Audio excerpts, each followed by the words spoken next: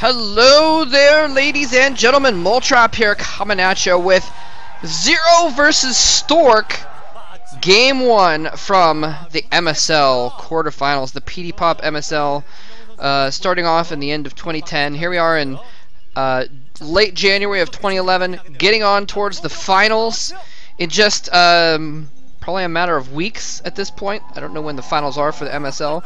The finals for the OSL, though, are this Friday night in the United States. Very early Saturday morning. Going to be Saturday afternoon in Korean time, basically. And so, by the way, if you haven't seen my other videos and what have you, if you're in the Bay Area, make sure you come on down to Eudaimonia. Go check out my video for the link with more info and stuff. If you don't know about the thing. Brood War Finals Party, OSL Finals Party, going to be going on. And that is going to be totally fat. I'm really excited about it. It's going to be totally cool. This is the first game of the MSL quarterfinals, though. It's between Stork and Zero, and I'm both looking forward to this game and also dreading it. Because, oh man, these are basically two of my favorite players of all time, right here. Stork and Zero. I would much rather them meet in the finals, so at least the loser could get a silver or something like that, but one of them is going to get knocked out in the round of 8. So close, but so far. And it's really going to be sad, whichever one does lose. I guess I'm going to have to root for Zero, because Stork is, well, I'm going to have to give a little bit of a spoiler, I guess, if I haven't already, for the OSL. Hopefully you're watching this after the other videos for the OSL that I put up, but Stork is going to the finals in the OSL, so he's got his Star League, and I would really love for Zero to be able to accomplish a Star League as well. By the way, I do apologize for the video quality if there's any lagging or skipping or anything like that. I am having to do a screen capture off YouTube for this. I've just restarted my browser to try and clear the cache and the memory and stuff to try and make it a little bit less skippy, but it appears to be skipping a little bit anyway. It's just, it took me so damn long to process the OSL semifinals videos. I tried to download this video, actually the raw AVI, so I could process this the same way, but I downloaded the wrong video. I downloaded Calm's video instead, so I'm sorry about that. It's just all I can do.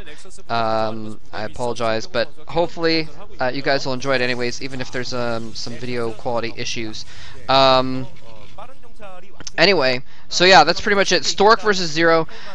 Zero, totally awesome creative player, also very solid. Oh, Stork lets his probe die.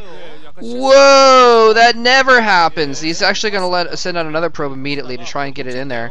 I think that's like the second time in recent history that I've said, whoa, Stork let it die. He never does that. The other day he let a Corsair die, I believe. Anyway, yeah, this is, so Stork's going to send out another probe, see what's going on, see where the third base is, etc., etc. And, yeah, I'm excited about this game.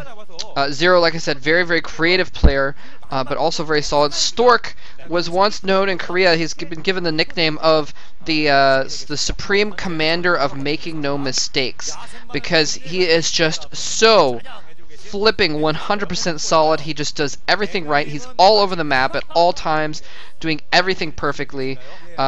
Absolutely superb, impeccable micro. Wow. So Stork, just an all-around solid player. Stork has I've probably been a fan of Stork for the longest, I guess, since, you know, when I first started watching Pro Brood War.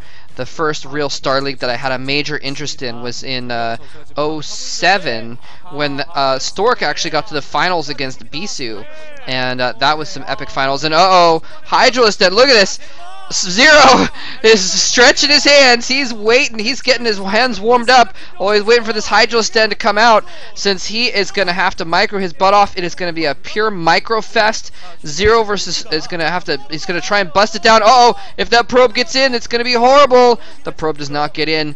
Stork only has a single cannon. The Overlord sees the Stargate there. If he doesn't see this coming quickly, he is going to be in so much trouble. If Zero needs to track down that probe right now and kill it off immediately, to try and make sure it doesn't scout these Hydralisks coming out. He's going to have so many Hydras. He's got 5 or 6 Hydras hatching already, and he's going to head him straight for the front door. Once Stork sees it, we're going to see him immediately put up cannons in an attempt to put up a desperate defense against these mass Hydras that he's not expecting. Normally, the Zerg player, is he going to, the Hydralisk running up the ramp. Hydralisk running up the ramp so he's not visible. Is the probe going to see it?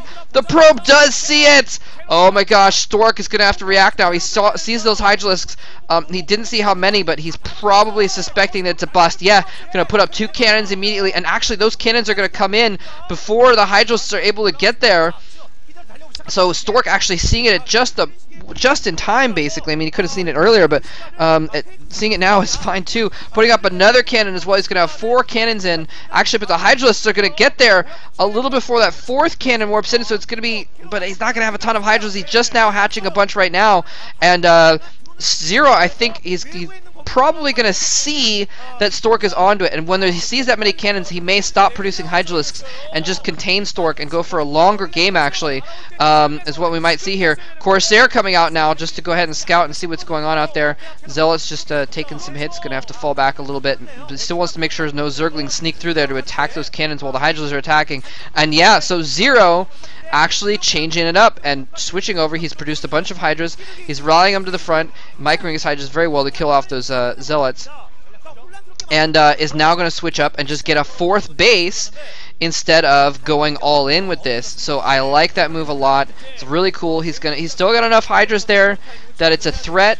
And he can kill off the gateway and the forge, but he's just going to switch up now, and he might lose some overlords over here. That's kind of interesting.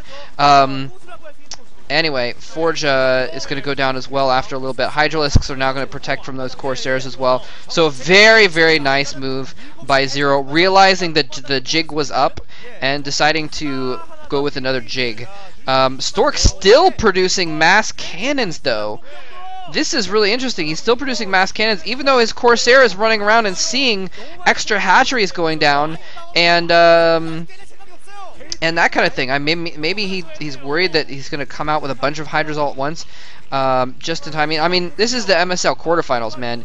Stork is such a good player that it's a little bit better for him to just play it safe, maybe lose a little bit, and just depend on his mid and late game prowess.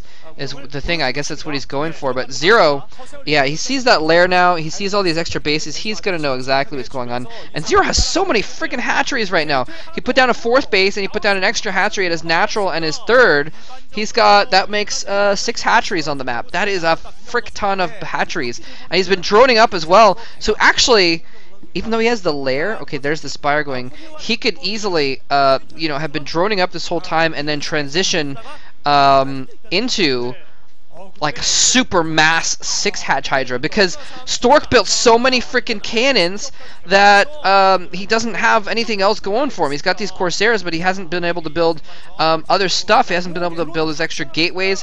He hasn't been able to build extra zealots and his tech, his Templar archives or anything like that. He may have that in the background, actually. We'll have to see. No, just another forge. There's the Citadel finally going up now.